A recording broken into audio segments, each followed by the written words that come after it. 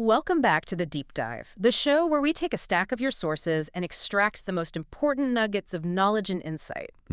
Today, we're plunging into a story that feels, well, straight out of a cybersecurity thriller, really. It certainly does. But it's playing out right now within the U.S. federal government. It's a high-stakes drama about data, power, and the surprising individuals caught in the crossfire. We're talking about the people making these changes happen, and also those fighting against them. Indeed. Our mission today is to, cut through the noise and give you a clear understanding of the key players and their actions. We're looking at a landscape where federal employee privacy and established protocols seem to be at a critical juncture. Right. We'll examine the pivotal roles of new figures like the systems security expert known as Jay. His technical discoveries have been pretty instrumental. Okay. And also an individual known as Serge, who has been absolutely central in bringing some of these, frankly, alarming details to light, alongside, of course, those from the new administration. So this deep dive will hopefully illuminate how these rapid technological shifts and policy changes can create, well, unexpected vulnerabilities. Exactly. And conflicts within the very fabric of government operations, and how that profoundly impacts the lives of federal workers and, the public they serve. Okay, let's unpack this then. Our sources kick off with this infamous fork in the road email. It really feels like ground zero for this whole story, doesn't it? It really does. What exactly was it, and why did it cause such an immediate and widespread stir? It sounds like it set an entirely new, maybe even aggressive tone for everything that followed. It absolutely did, and it really signals a foundational shift. This email, which went out across the entire federal government in late January, it was a direct and pretty stark ultimatum to federal workers. An ultimatum? Yeah, deferred resignation. Essentially, it was an explicit chance for them to voluntarily leave their positions if they opposed significant, sweeping changes the new administration was making. Like what kind of changes? Things like an enforced return-to-office policy, plans for significant downsizing, and a new sort of undefined requirement for what they call loyalty to the administration's agenda. Loyalty. Wow. And what's particularly fascinating here is that this wasn't even an original concept. Our sources explicitly state it was a direct mirror of an email Elon Musk had sent to Twitter employees back in 2022. The Twitter email. I remember that. Exactly, where recipients just replied, "resign," to accept the offer. So they just copied it. Let's use that way. The key insight here is the immediate signal it sent. This was a new, aggressive, and distinctly tech industry-influenced approach to federal workforce management, prioritizing rapid, almost experimental deployment over the usual, bureaucratic caution. And it wasn't just a one-off, was it? This wasn't a single message and done. No. There were follow-up emails that kept the pressure on, specifically from the Office of Personnel Management, OPM, with that subject line, "What did you do last week?" demanding weekly accomplishment. Well, that one caused a stir, too. Yeah. It feels like a significant, almost unprecedented shift in how federal employees are managed, moving from, traditional oversight to something far more centralized and, well, granular. That's precisely the point. And what's truly fascinating here isn't just the content of these communications, but the underlying technical infrastructure and frankly, the haste with which it was apparently deployed. Okay. The initial emails came from a single, seemingly generic address, HR@OPM.gov. Right. However, our sources, including these detailed investigations by Jay, the systems security expert we mentioned. The one finding the technical issues. Exactly. His work indicates that this single address might have been just a facade, a front for a hidden network of maybe 20 different email addresses, specifically HR0 through HR19 at OPM.gov. 20 addresses. Why? Well, the thinking, based on Jay's analysis and experiences from people like Serge, is that this setup was possibly designed to handle a massive influx of replies, far more than a single address could likely manage, or maybe to mitigate issues they saw with a previous, highly controversial email address. Oh, there was another one. Yes, DEIA Truth at OPM.gov. It was intended for employees to, snitch on their DEI coworkers. Oh, wow. But it was quickly overwhelmed, reportedly by spam, and even, believe it or not, entire B-movie scripts. The B-movie script? Seriously? Seriously. It rendered the address unusable. Okay. So the impression given by multiple sources, especially after Jay's investigation into the digital trail, is that the entire operation around HR at OPM.gov was, and I quote, rushed, sloppy, and likely engineered by a small team of 3 or 4 people outside the agency. Rushed and sloppy, handling government-wide HR communications. Exactly. It suggests a sort of makeshift system, not robust or secure, was cobbled together for something incredibly critical, which immediately raises red flags about its design and, frankly, its intent. Here's where the layers of the story just keep getting stranger. It reveals a truly astonishing picture of who's now, at the helm of federal HR. Our sources from Wired tell us that the highest ranks of OPM, basically the HR department for the entire federal government, are now controlled by people with direct personal connections to Elon Musk and the tech industry. This isn't just a policy change, it feels like a personnel revolution right at the top. It marks a truly profound and, I'd say, unprecedented shift in federal governance. The individuals named on this list, it reads like a who's who from Musk's various ventures, now transplanted directly into the heart of the U.S. federal HR system. Okay, like who? Well, first, there's Amanda Scales. She previously worked at Musk's XAI, his artificial intelligence company. Oh, XAA. She was even named as a key contact in that early OPM memo, the one that controversially encouraged employees to snitch on their DEI coworker. Ah, the DEI snitching memo again? Exactly. And our sources suggest that after the, significant public outcry over that initial memo, the team seemed to shift strategy. They apparently opted for what they believed was a more stealth and more easily destroyable email server. More easily destroyable. That sounds deliberate. It points to an adaptive, if not deliberately evasive, strategy in their operations, perhaps learning from public backlash to, obscure their digital footprint. Okay, who else? Then we find Ricardo Biasini and Steve Davis. Both worked for Musk at the Boring Company, his infrastructure and tunnel construction venture. Boring Company, right. Tunneling. Ricardo Biasini was directly involved in building the technical infrastructure for this new government-wide email service at OPM, which links him directly to the fork-in-the-road emails, technical backend, and its rapid deployment. So he built the potentially rushed and sloppy system. The sources suggest he was central to its construction, yes. And Steve Davis, well, he's even rumored to be advising Musk on what are being called DOGE cuts, DOGE meaning the Department of Government Efficiency. DOGE cuts.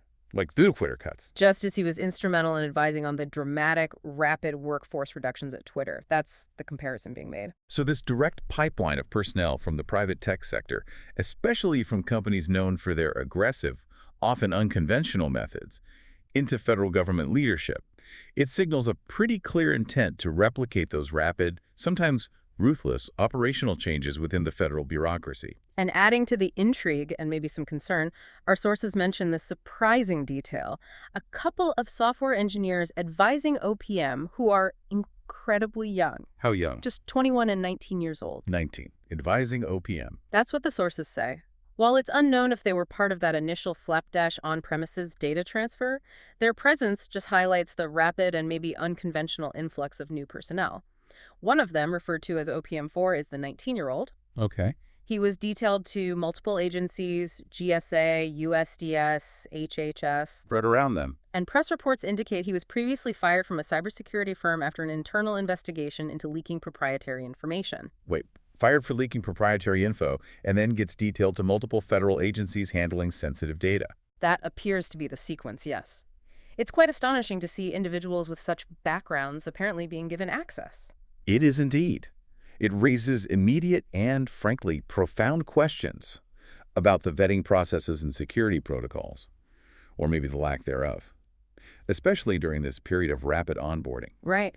The sources show that OPM4, this 19-year-old, despite his extreme youth and reported history, was given administrative access to sensitive systems at HHS, which was later disabled, somewhat belatedly. Read after the fact. Yes.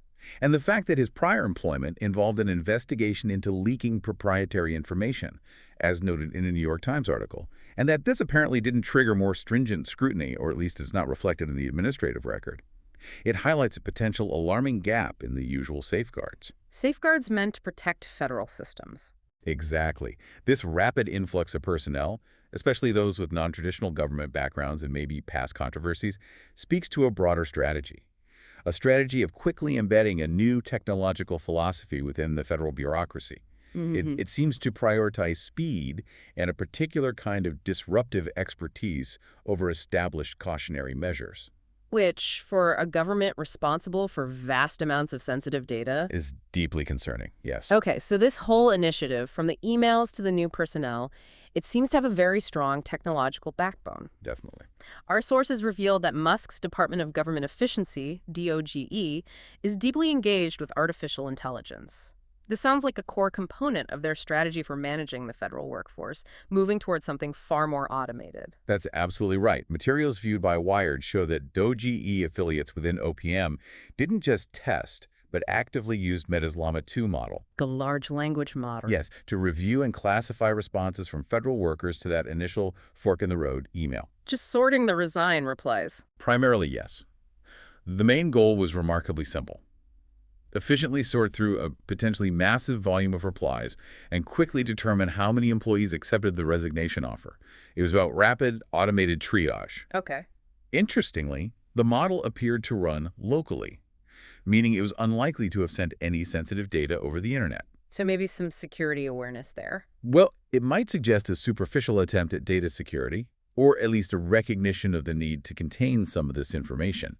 But it still raises questions about the data inputs and the nature of the analysis itself. But this wasn't an isolated incident of AI use, was it? It sounds like part of a much bigger strategy. They're definitely not isolated. Leveraging AI for various government functions far beyond just processing resignation emails, this feels like a significant systemic shift towards AI-driven governance. Not at all. This was merely the beginning, it seems. Weeks after the Fork in the Road email, OPM sent out that other significant request. The 5 bullet points. 1. Exactly. Asking all government workers to submit 5 bullet points, outlining their weekly accomplishments. Right. NBC News reported these emails were explicitly expected to go into an AI system for analysis, essentially automating performance reviews at an unprecedented scale. Wow. And sources who spoke to Wired indicated it wouldn't be difficult for DOGE to reuse their existing code for these 5 points emails, suggesting a standardized AI-driven process for ongoing performance assessment. So a broader strategy of AI-driven workforce analysis? Yes, shifting towards highly technological approach to workforce management, and the implications are vast. We've also seen DOGE roll out other AI-based tools with specific, sometimes controversial applications. Like what? For instance, there's something called CAMA-GPT, reportedly used by the U.S. Army to remove DEI-related language from training materials. Using AI for ideological scrubbing. That's what the sources suggested the purpose was. Then the General Services Administration, GSA, introduced GSAI earlier this year, a chatbot aimed at boosting overall agency productivity. It seems more benign, but perhaps most significantly, OPM has accessed software called AutoRIF. AutoRIF, RIF as in reduction in force. Exactly. Software that could directly assist in the mass firing of federal workers. Okay, that's direct. It clearly indicates a profound and potentially unsettling pivot towards technology-driven workforce management.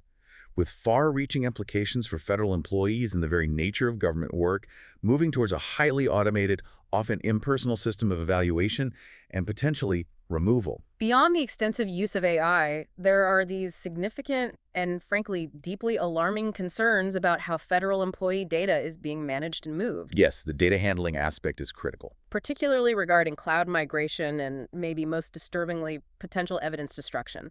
This sounds like an attempt to make crucial information just vanish. That's a critical point, and it's where Jay, our system security expert, uncovered some of the most disturbing details. Okay, what did Jay find? He initially ran an inquiry into OPM.gov's publicly published DNS subdomains, basically checking the Internet's phone book for OPM's publicly listed servers and systems. Oh. But what he found was deeply concerning. Control panels for infrastructure, what looked like personal workstations, other admin-level items, none of which should ever have been publicly available. Wow, just open on the internet? Apparently so. This immediately raised bright red flags about OPM's operational security, OPSEC. It suggested a profound level of negligence or maybe oversight. Okay, so he found these exposures. Then what? After some time, Jay noticed that several of these exposed admin portals just stopped communicating, went dark. So he ran another scan and discovered that more than half of them, including the HR at OPM.gov email servers, had been redacted from the public record, wiped clean from the public DNS. Redacted, you mean hidden or deleted? Removed from the public listing, effectively hidden. Yeah. This redaction also included 3 load-sharing appliances. Load sharing. Right. Those balance the traffic, Yeah. right? Like for emails. Like for emails. Exactly. Systems designed to distribute network traffic across multiple servers, preventing overload. Jay noted this could explain the 20 different email addresses, HR0-HR19, used as a facade for HR at OPM.gov, allowing them to handle a massive volume of emails or maybe create a less traceable origin point. Okay, that makes sense. But what else did the scan show? Even more troubling, the scan revealed active administrators logged in from what Jay describes as presumably off-site and possibly in a foreign country. What? Foreign access to admin portals? That's the implication from Jay's findings, indicating a severe lapse in security and oversight, suggesting external access points from potentially compromised locations. And why would someone want to move this data to the cloud in such a rushed, seemingly covert way? What's the motivation? Especially with sensitive federal employee data? The suggestion from our sources, based directly on Jay's meticulous analysis, is chilling, and it points to a potential intent to avoid accountability. Moving on-premises data to the cloud makes it much easier to delete those servers and destroy any evidence that could be subject to future FOIA requests or subpoenas. So basically making it easier to erase the digital trail. That's the concern highlighted. A potential intent to control information flow, limit accountability, create a digital smokescreen to obscure operations. And was the move done carefully, securely? Apparently not. The process was clearly rushed and lacked proper due diligence. The security certificates associated with the original on-premises mail servers stopped functioning when the data was transferred to the cloud. Which caused problems. Yes, it caused early HR at OPM.gov emails to bounce. They couldn't be delivered. Okay. While these technical glitches were eventually corrected for the mail servers, other critical certificates were not updated, leaving further vulnerabilities across the system. So a messy, insecure migration. This entire process suggests a significant disregard for established security protocols and, alarmingly, a potential deliberate effort to make data less traceable and less accessible to oversight, pointing to a strategic move to insulate operations from scrutiny. Okay, so if we connect these threads, the new leadership, the aggressive AI rollout, the hurried and questionable cloud migration, the plot thickens even more with this critical discovery made by Jay. yes, the GitHub repository. This involves a publicly exposed GitHub repository, which just sounds like an enormous breach of operational security, like leaving the government's digital keys out in the open. It is, without exaggeration, a major operational security failure, a huge OPSEC fail. Jay, through his diligent, painstaking research, found a public GitHub repository named James Cooper 176 PowerShell modules. Public, not private. Public. And it was explicitly attributed to an individual named John Merriweather Cooper, complete with his personal email, jmcooper8654@gmail.com. And this repository didn't just contain generic code. It explicitly stated organizational associations with OPM and DOGE, and even linked GitHub workflows, automated processes for software development, to internal domains like project.opm.gov, internal OPM servers. How did Jay even find this? Through diligent DNS lookups, checking the public records for OPM.gov. He observed comments embedded within Cooper's code that mentioned OPM OCIO dev scopes as example variables for commands running in scripts. Internal OPM codes, basically. Yes. And Jay noted this was the only public reference to OPM OCIO dev scopes that he knew of, making it a critical inadvertent signpost pointing directly to deeply internal OPM operations that should have been completely private. Wow, a huge mistake. A discovery that immediately indicated a profound lapse in security. And who is this John Cooper in this ecosystem? Is he just some low-level guy or a key figure, maybe just an unlucky employee caught up in it? Well, our sources indicate that the GitHub repository owner ID wasn't actually set up or administered by Cooper himself. Oh. By Greg Hogan, who holds the significant position of OPM's Chief Information Officer, the CIO. The CIO administered the repo? That's what the sources suggest. John Cooper is identified as one of Greg Hogan's employees. So an internal OPM employee working under the CIO whose public GitHub exposed sensitive federal information. Exactly. And the incident report details this as a textbook OPSC failure in modern DevSecOps practice. Meaning a fundamental breakdown in how you maintain secure operations throughout the entire software development and deployment lifecycle, from code to production. It speaks volumes about the oversight, or perhaps the lack of it, at the highest levels of OPM's IT department. how extensive was the exposure from this GitHub repository? Was it just a few lines of code or something much, much worse? Oh, it was alarming. Yeah. Far beyond just a few lines of code. While the report notes no plaintext credentials or classified data were found, which is, a small relief in an otherwise disastrous situation. Okay, that's something. The repository exposed internal infrastructure mapping. Maps their systems. Yes, including project names like SkyOps, PS Installcom, and Build Scripts. These imply sophisticated continuous integration, continuous deployment, or CI/CD systems and deployment orchestration systems. Automating their software rollouts. Exactly. Pipelines that automate the steps from developing code to deploying it live. Orchestration systems manage the complex execution of these deployments.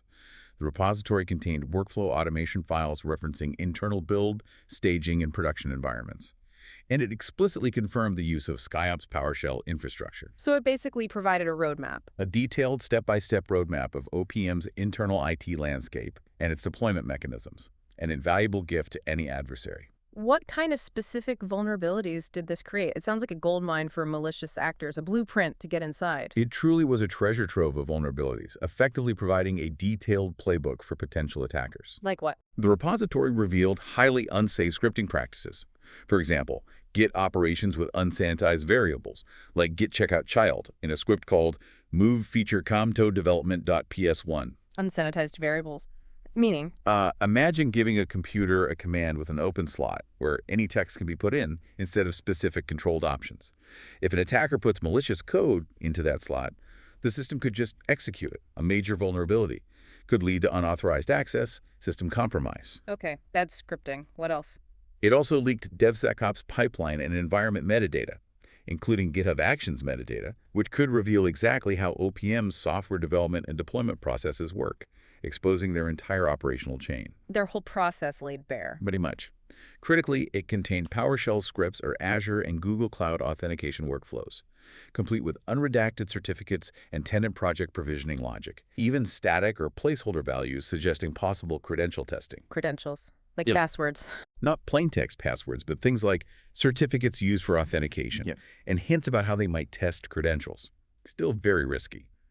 Furthermore, dozens of scripts and modules facilitating automated deployment orchestration using Octopus Deploy APIs were exposed, including internal step templates, role restrictions, inline scripts, feed configurations, the works. So it gave away how they manage software across different cloud platforms, too? Essentially, yes. Yeah. An outsider got a comprehensive blueprint for how OPM designs, develops, deploys, and manages its software. This sounds like a blueprint for a sophisticated attack. Not just data leakage, but exposing the control mechanisms, making the whole federal IT infrastructure potentially vulnerable. It absolutely is. The severity assessment for this incident was extremely high across multiple categories. High for identity and organizational leakage, who works where, how they're identified. High for CI/CD workflow exposure, unsafe scripting, deployment configuration leakage.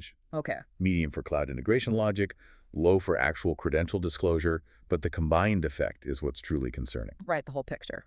The report explicitly states that this comprehensive visibility into OPM-linked tooling, identities, and workflows poses a material risk to operational security, and it may facilitate broader intrusion campaigns. So it could help hackers plan bigger attacks. Precisely.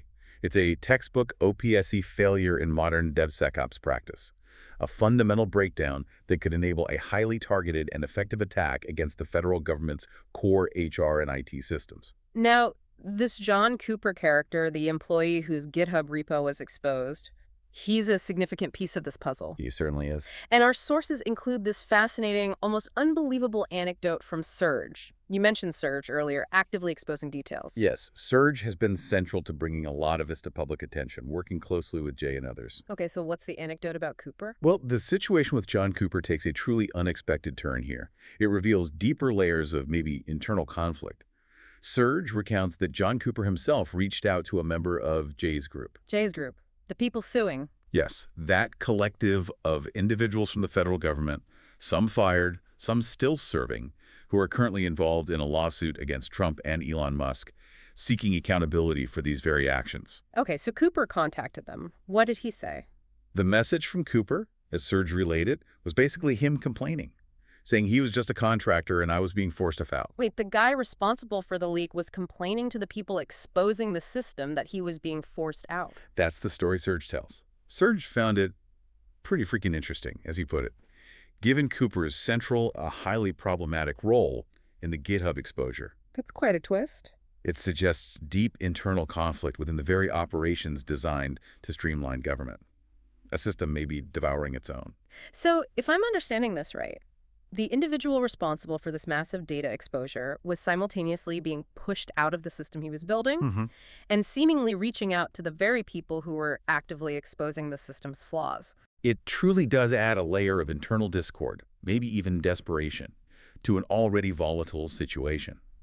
It indicates that even those directly involved in these controversial operations might be experiencing significant pressure or disagreement with the new directives, the rapid pace of change. Maybe feeling disposable. Perhaps Surge's group, by their own admission, had been doxing DOGE, actively exposing employees, their movements, highlighting the controversial nature of their work. Okay. So for Cooper to reach out to them, complaining about his own precarious situation, it highlights a potential fracturing within the new guard at OPM. Right. This raises important questions about the internal dynamics, the pressures within OPM and DOGE. Are these rapid changes causing friction, even among those implementing the agenda? It suggests some individuals, maybe caught between loyalties or just feeling misused and discarded, might be willing to disclose information or seek alliances in unexpected places, further complicating the already murky waters of government transparency and accountability here. Okay, so this whole situation, the emails, the tech vulnerabilities, the personnel move, it's naturally led to direct legal challenges, right? Absolutely. The lawsuits started piling up. The American Federation of Teachers, among others, filed a significant lawsuit alleging that federal agencies, education, OPM, Treasury, granted DOGE affiliates unfettered access to personal data in flagrant violation of existing privacy laws. This indicates a deeply troubling breach of trust, not just some technical oversight. This lawsuit really hinges on the Privacy Act of 1974. Okay, the Privacy Act. Yeah, it's a landmark piece of legislation specifically designed to prevent government agencies from sharing sensitive information about individuals unless it's absolutely necessary and explicitly authorized. Right. The core principle here is need to know. It's outlined in the law, 5 U.S.C. Section 552 AB1, meaning access to records is only permitted to officers and employees of the agency who have a genuine, demonstrable need for that record in the performance of their official duties. Need to know. Seems straightforward. You'd think so. But crucially, the term disclosure under this act is interpreted very broadly.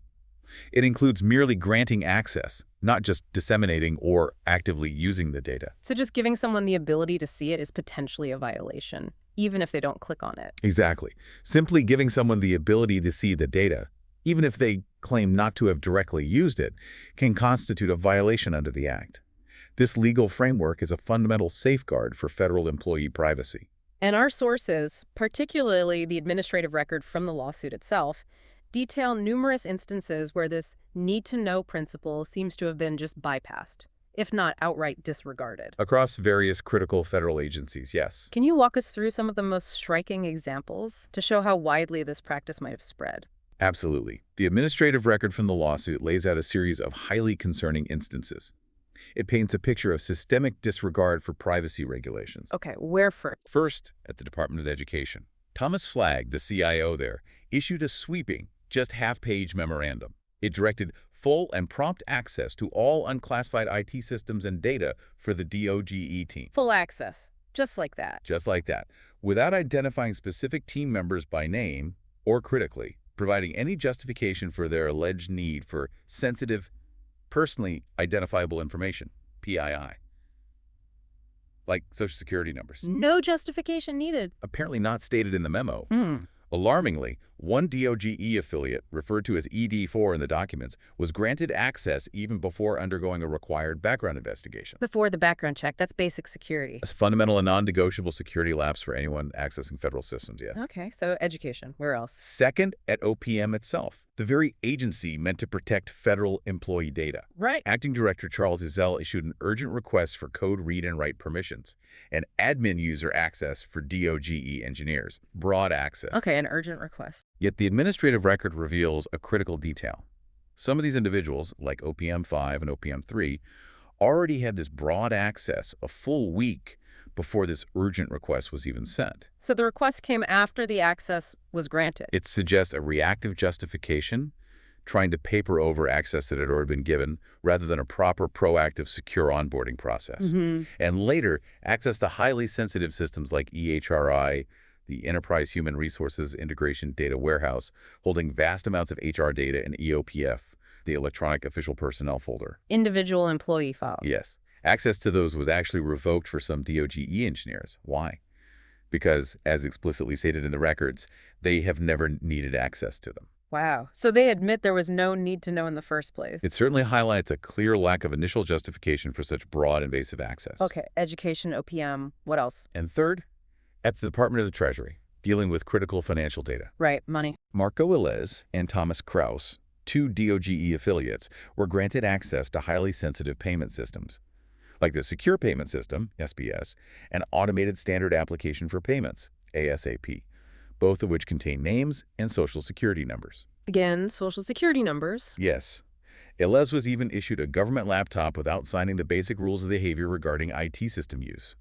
Another fundamental security requirement just skipped. Unbelievable. Thomas Kraus stated his access was just over the shoulder, implying he was merely observing. Does that make it okay? Well, even observation of sensitive payment data represents a form of access under the Privacy Act, and the administrative record conspicuously lacks any explanation for why such PII access was required for their stated duties, which were vaguely described as, strengthening hardware, software, or incorporating AI blockchain. Doesn't sound like it requires seeing individual payment data. It's hard to see the connection.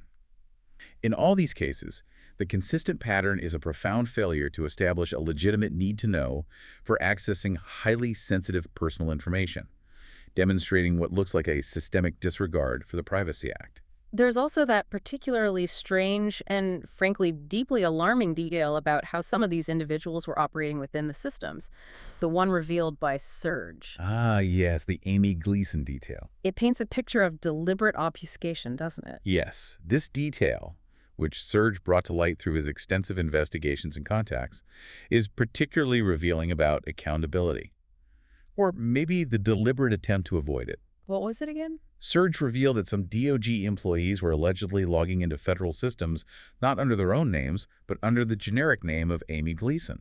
Logging into someone else? Right. Or just a fake name? It sounds like a shared or possibly fabricated identity used for logging in.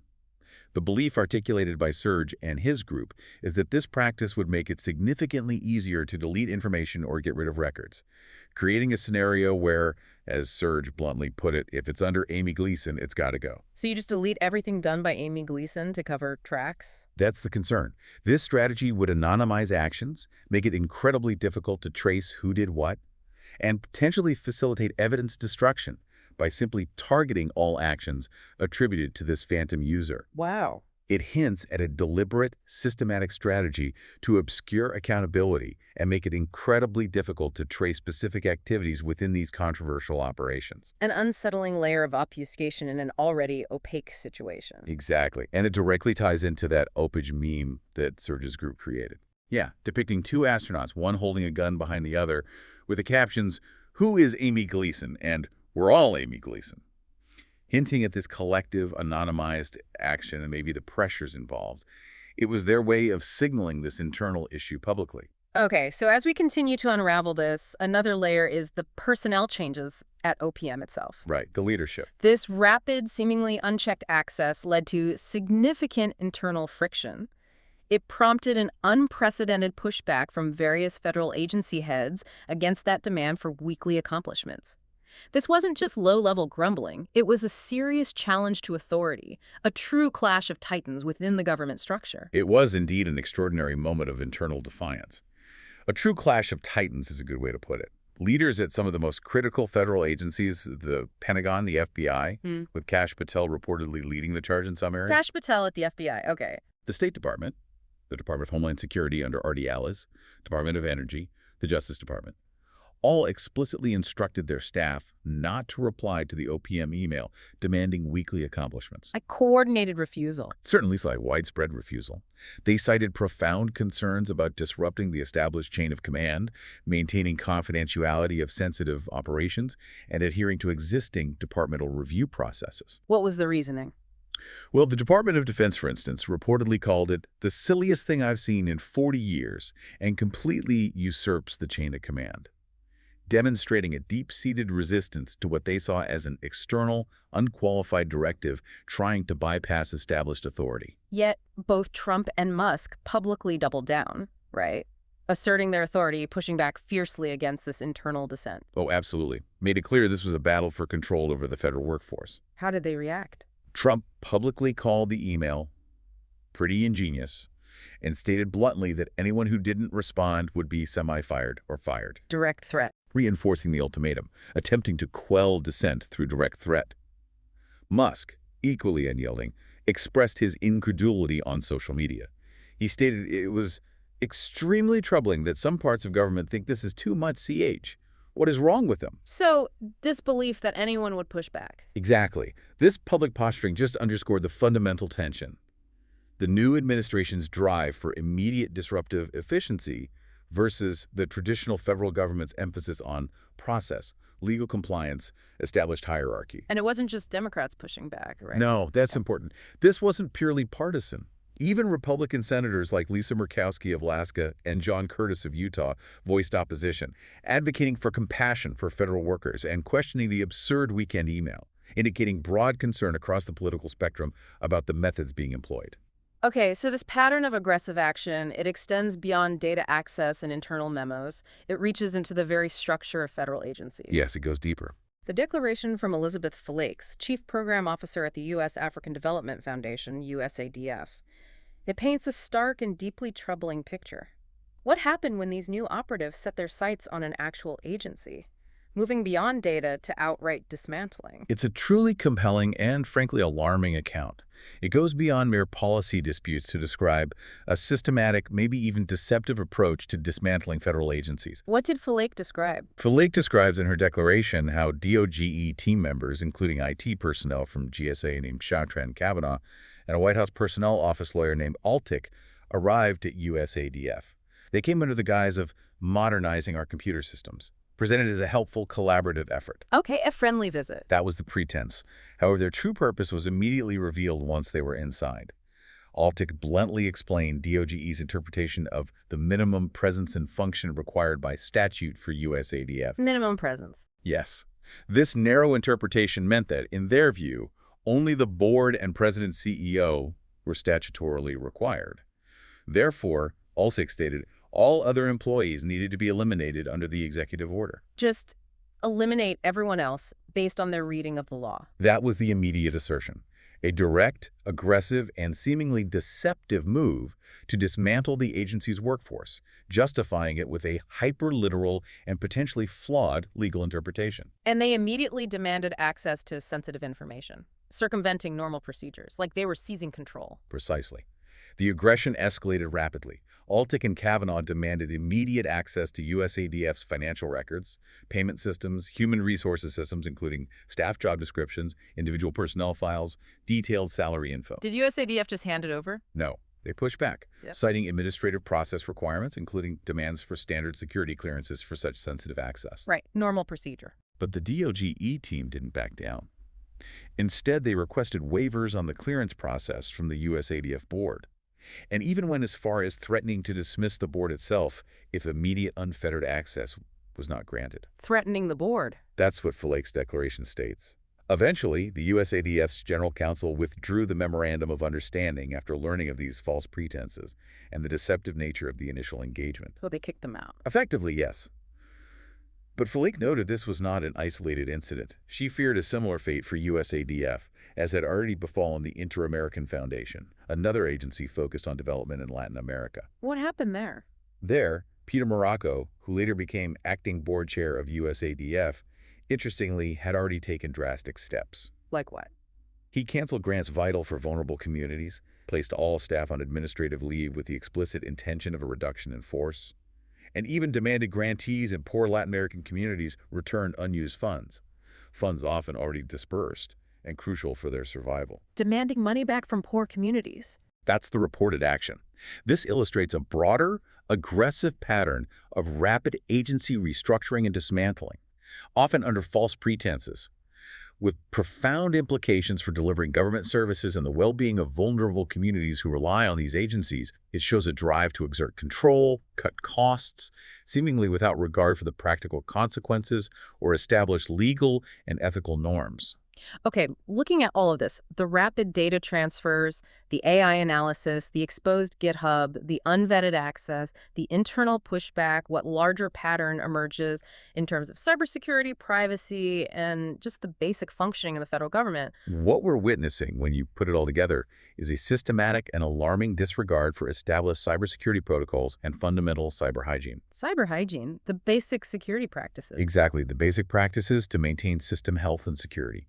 OPM's own training materials emphasize core principles like least privilege. Yeah. Users should only have the minimum level of access necessary for their specific duties, and separation of duties, which prevents any single person from making critical changes without oversight. Basic stuff. All right, checks and balances. Yet, our sources consistently indicate that for DOGE agents, there was often a de facto policy of maximum privilege. Administrative access granted almost uniformly, frequently, without credible justification or demonstrable specific need for such broad permissions. Just handing out the keys to the kingdom. It appears that way sometimes. Furthermore, essential security training was frequently not completed before access was granted, and proper vetting procedures were sometimes waived or expedited without sufficient scrutiny, allowing individuals with, let's say, questionable backgrounds onto sensitive systems. Like the 19-year-old. For example, this creates a deeply insecure environment. It effectively rolls back years of progress in federal cybersecurity. This sounds eerily similar to past vulnerabilities, particularly that devastating 2015 OPM data breach, where millions of records were stolen. Yes, the parallels are chilling. Are we seeing history repeat itself? The same fundamental failures leading to new, dangerous exposures. It is indeed reminiscent of those own past catastrophic failures. This stark departure from required security protocols mirrors precisely the failure of culture and leadership that the 2016 House report identified as the root cause of the 2015 OPM data breach. The one where security clearance info for over 21 million people was taken. That's the one. A truly staggering number. And the report explicitly concluded it was a failure of leadership, not technology, that allowed the breach to occur. Culture and leadership failures. Exactly. The current situation, by giving more people unnecessary and unvetted access, effectively expanding the circle of trust far beyond what is prudent, significantly increases OPM's attack surface. The attack surface. Essentially, all the points at which an unauthorized user can try to enter or extract data from a system. Expanding it just magnifies the risk. Risk of confidentiality, integrity, and availability breaches. Meaning data could be stolen, changed, or just made unavailable. Precisely. The potential for sensitive personal information to be improperly accessed, maliciously modified, or made unavailable to those who need it is far greater, impacting not just federal operations, but the privacy and security of millions of retirees, current employees, even their families. It's a direct invitation for a repeat of past disasters, maybe even on a larger scale. Another core issue illuminated by these sources is the ambiguous status and accountability of some of these individuals operating within federal agencies. Yes, who are these people exactly? Who's in charge? Under what authority are they truly operating when their employment status is so unclear? This seems fundamental. That's a crucial and deeply unsettling question, particularly in the context of the Privacy Act and its strict need-to-know exception. How so? Our sources highlight that some anonymized DOGE affiliates like OPM2, OPM3, OPM4, the 19-year-old, and OPM7 do not actually receive paychecks directly from OPM. They're not on OPM's payroll. Apparently not, according to the sources. This raises significant legal questions about whether they are truly employees of the agency which maintains the record, which is a key legal requirement for the need-to-know exception to apply under the Privacy Act. So if they aren't technically OPM employees, then any access they are granted could be a direct and flagrant violation of privacy laws, regardless of their purported need. It sidesteps the whole legal structure. wow. Furthermore, other individuals like OPM14 and OPM16 have been identified as being involved in workforce reductions at multiple agencies, blurring lines of authority, demonstrating a cross-agency mandate that seemingly operates outside traditional accountability structures. So who do they answer to? That's the question. This lack of clear employment status and direct accountability undermines the very principles of transparent government and creates a dangerous loophole in privacy protections. So bringing all these threads together, What does this all ultimately mean for the broader landscape of government operations, for public trust, for the concept of federal service itself? Well, this isn't just about technical details or isolated incidents, is it? It's about the very structure and accountability of our government functions. And it points to a profound tension that will likely define this new era. A tension between. Between a new administration's stated push for rapid, disruptive efficiency, often modeled after private tech sector practices, and the long-standing legal frameworks and bureaucratic safeguards. Safeguards designed to protect citizens' data, ensure government integrity, and deliver public services impartially. Efficiency versus safeguards? In a way, yes. The ongoing legal battles, the unprecedented internal pushback from career federal employees and agency heads, the unsettling details revealed by individuals like Jay and Serge, they underscore that these are not just policy disagreements, they are fundamental questions About what? about who controls information, who is accountable for its protection, and what limits exist on executive authority in the digital age. It's a stark reminder that attempts to modernize or streamline government, however well-intentioned they might be claimed to be, can have profound unintended consequences when established privacy, security, and legal protocols are overlooked, or worse, deliberately bypassed, eroding the very trust that underpins our public institutions. We've navigated a complex and, at times, deeply concerning web today. Yeah. From controversial emails mirroring private industry ultimatums, the aggressive integration of AI into federal workforce management, to deeply troubling data exposures on public platforms like GitHub, and the systematic, almost clandestine dismantling tactics within federal agencies. This deep dive has revealed a fascinating, if concerning, story of rapid change, and the often hidden individuals driving it or actively resisting it.